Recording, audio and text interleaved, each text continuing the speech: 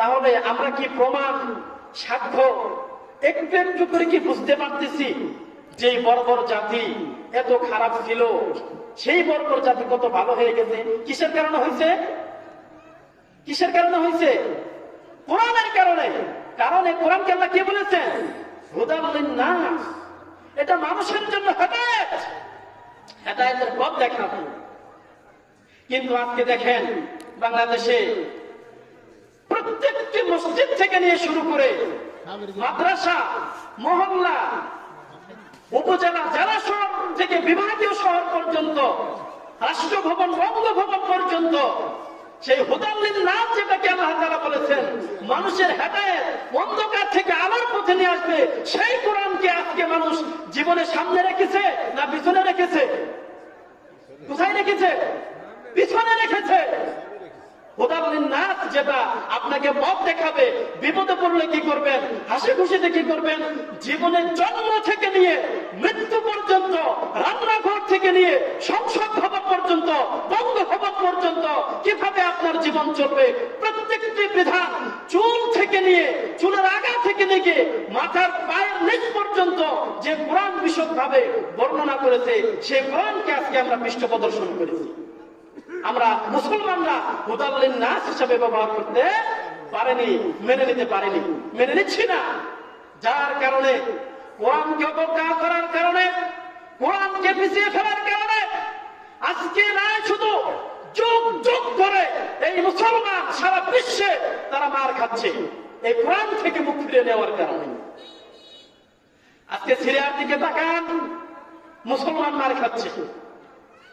লেবাননের দিকে তাকান, মুসলমান মার খাচ্ছে। ফিলিস্তিনের দিকে তাকান, গত 100 বছর থেকে, প্রায় 100 বছর থেকে তারা মার খাচ্ছে। আরাকানের দিকে তাকান, রোহিঙ্গারা মার খাচ্ছে।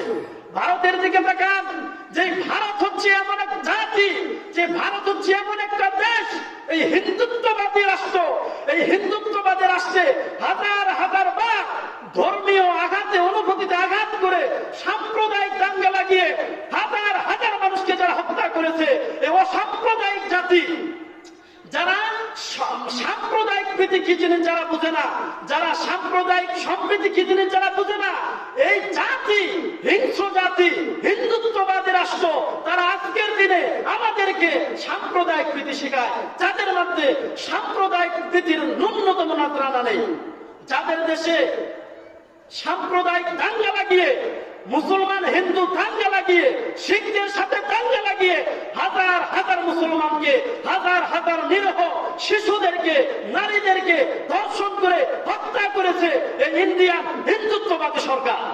আজকে তারা আমাদেরকে সাম্প্রদায়িক সম্প্রীতি শেখায়, আজকে তারা আমাদেরকে সাম্প্রদায়িক নীতি কিভাবে বাস্তবায়ন করতে হয় তারা আমাদেরকে শেখায়। তারা শেখায় জাতিসংঘ থেকে কিভাবে এই শান্তি মিশনে যারা আসে এই তদন্ত করার জন্য যে আমাদের দেশে হিন্দুরা নিরাপদে আছে কিনা। পৃথিবীর এমন কোন রাষ্ট্র নেই যেই রাষ্ট্রে বাংলাদেশের থেকে হিন্দু, বৌদ্ধ, খ্রিস্টান যত নিরাপদে আছে, পৃথিবীর অন্য কোন রাষ্ট্রে এইরকম নিরাপদে আর নাই, নাই এবং নাই। অতএব হিন্দুত্ববাদী ভারত সরকার এবং ভারতের তাবেদার প্রথম আলো, ডেইলি স্টার, উদিসি, ছায়ানট, এই সমস্ত দিল্লির তাবেদার যারা রয়েছে, দিল্লির তাবেদার প্রতিষ্ঠান যারা রয়েছে, এখনো যাদের দিল্লি প্রীতি যাদের রয়েছে, সেই সমস্ত মুনাফিকদের বলবো নিজের চরকায় তেল দেন, আমাদেরকে সাম্প্রদায়িক প্রীতি শিখাতে আসে বাংলা। কারণ কোরআন আমাদেরকে শিখিয়েছে কিভাবে সাম্প্রদায়িক, কিভাবে অন্য ধর্মের প্রতি শ্রদ্ধা রেখে, সম্মান রেখে কথা বলতে হয়, সে কোরআন আমাদেরকে সেটা বলেছে।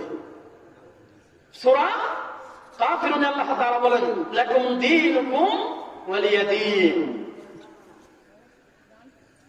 তোমাদের ধর্ম তোমাদের কাছে, তোমাদের দিন তোমাদের কাছে, তোমাদের দিন আমি গ্রহণ করব না, তোমার দিন তোমার কাছে রাখো, তুমি জোর করে আমার কাছে চাপাই দিতে আসিও না। এটাই হচ্ছে ইসলাম। আজকে যারা বাংলাদেশের সাম্প্রদায়িকতার নামে যারা কাটাকাটি, হানাহানি করতেছে, যারা একজন প্রখ্যাত আইনজীবী আলিফকে রাহিমাহুল্লাহ, যাকে ছুরি দিয়ে আঘাত করে, জবাই করে যারা নির্মম করেছে, তারা এই ইসকন হিন্দুত্ববাদী উগ্রবাদী জঙ্গি সংগঠন আজকে আমাদেরকে সাম্প্রদায়িক শিখায়। এটা কেন হয়েছে? এটা হওয়ার পেছনে একমাত্র কারণ হচ্ছে হুদাল্লিন নাস। আমরা এই হুদাল্লিন নাসকে ভুলে গেছি।